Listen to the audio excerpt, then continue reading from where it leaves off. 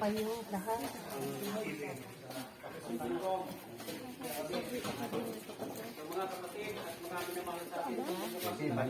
Pasok daw kayo. Kanya ako sa mga ang manarin. Atin pong kilalanin at alalahanin na si Jesus po ang laging magiging visitors po ninyo na hindi po nakikita, pero po yung kanyang panalampatin siya ay patuloy po maghahari sa dating ito. Ang lugar nito po ay receiving room. Let us pray. Ang naming Diyos, ang lugar nito po ay tinatawag na receiving room. At yung lahat ng mga constituent po ng big ito na lalapit at may mga transaksyon ay pansamantala dito po sila pupunta upang matugunan po yung kanilang pangangailangan. At ang aming dalangin, ang dako ito po ay yung pananahan po ng yung Banal Espiritu upang yung lahat ng mga tao at nasasakupan po ng Barangay Bibi ito ay magiging komportable po yung kanilang paglapit, umaasa na matutugunan po yung bawat tulong na ng kanilang pangangailangan. At ang ating dalangin, Panginoon, pagpalain po ninyo po yung sino man na magiging duty sa araw-araw at ang kanilang minamahal na barangay captain.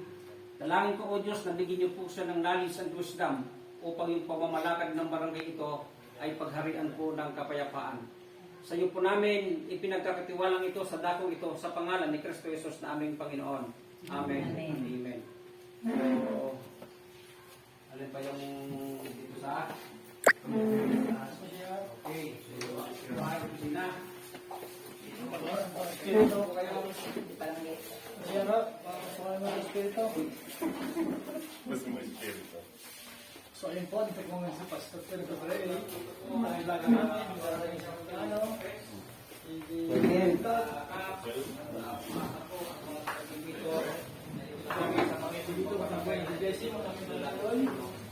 Nawa ito kayo ka, tulungan po ng Diyos na mabigyan po ng hospisya po yung bawat nilalaki ng muna sa pagpapalagay.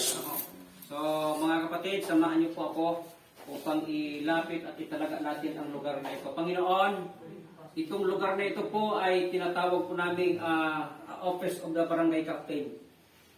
At isa sa mga napakahalagang tungkulin po ng aming pong minamahal na Barangay Captain, tayo po sa dakilang Diyos ay ang pangalagaan at ay panatilihin po yung kapayapaan po at kaayusan po ng barangay nito. Kagaya po ng ating hiling-hiling at dalangin, inyo po siyang pagkalooban po ng karunungan